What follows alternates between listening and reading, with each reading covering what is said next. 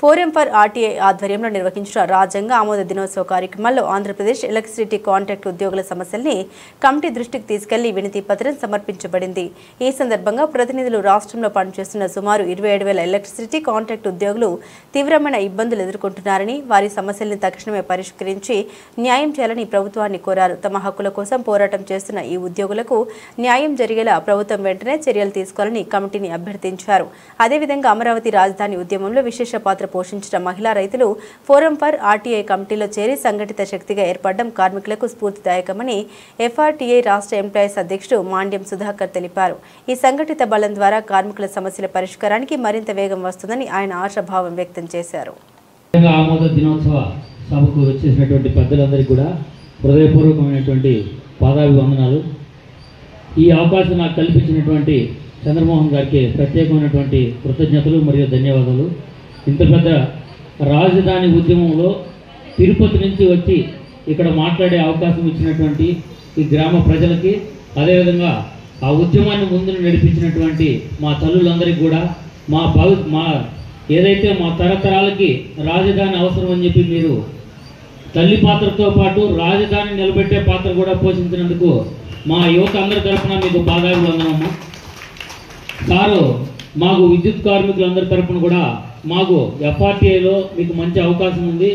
మీరు ఒక వాయిస్గా మీరు ఇవ్వాలి అనుకుంటే మీరు మమ్మల్ని అవకాశంగా చేసుకోండి. మేము కూడా మీకు ఏదైతే రాజధాని ఎలా సాధించుకున్నామో అదేవిధంగా మీకు కూడా విద్యుత్ కార్మికులందరూ కూడా న్యాయం చేస్తామని తెలియజేసినప్పుడు 25,000 మంది తరఫున రిప్రజెంటేటివ్గా నాకు అవకాశం కల్పించారు. నేను ఈ ఎఫ్ఆర్టీఐలో రాష్ట్ర అధ్యక్షుడిగా ఉన్నానండి.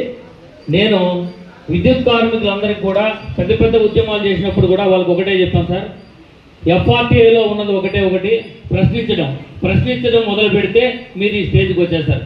ఈ స్టేజ్కి రావాలంటే ప్రశ్నించడం నేర్చుకోవాలి. ఆర్టికల్ 14 సమానత్వం, ఆర్టికల్ 15 వివక్ష, ఆర్టికల్ 16 ఉద్యోగాల్లో సమానం, ఆర్టికల్ 19 జీవనం ప్రత్యేక గౌరవంగా జీవించాలని చెప్పి, ఆర్టికల్ 21, ఆర్టికల్ 23 వెట్టి చాకరీ, ఇవన్నీ కూడా భారత రాజ్యాంగం ఎప్పుడో కల్పించింది. వాటి మీద మళ్ళీ ఇప్పుడు కొట్లాటం జరుగుతుంది. అదేవిధంగా అవి నిలుపుకోవడానికే కార్మికులకి ఈ విషయాలు తెలియజేసే చాలు వందలాది మంది కార్మికులు రోడ్డు మీదకి వస్తున్నారు. అంటే భారత రాజ్యాంగం రోడ్డు మీదకి ఎలా రావాలో కూడా భారత రాజ్యాంగమే మనకు కల్పించింది. మీరు దాన్ని చేసి చూపించారు.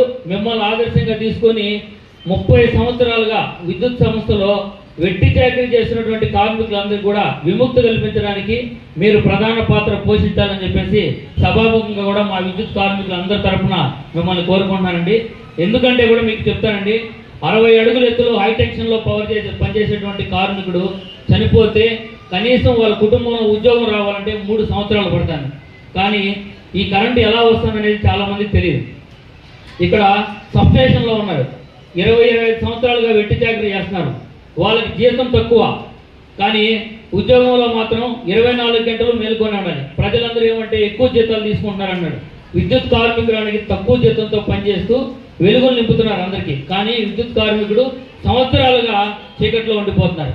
ఇక్కడ ఈ మాట్లాడే అవకాశం రావడము, ఎందుకంటే ఈ ఒక రాజధాని అనేది ఇక్కడ మాట్లాడితే కనీసం 2-3 దశాబ్దాలుగా పోరాటం చేస్తారు. ఇక్కడి నుంచి కానీ విద్యుత్ కార్మికుల సమస్య మాట్లాడే అవకాశం ఇస్తే మంచిగా ఉంటుంది. కనీసం ఆ 25,000 మంది కార్మికులకి మీ మందడం గ్రామం నుండి కూడా ఒక భరోసా ఉంటుందని చెప్పేసి ఈ అవకాశం మాకు కల్పించమని అడగడం, మాకు ఈ అవకాశం కల్పించినందుకు పెద్దలందరికీ కూడా హృదయపూర్వకమైనటువంటి ధన్యవాదాలు. Thank you. జై హింద్. థ్యాంక్ యూ అండి.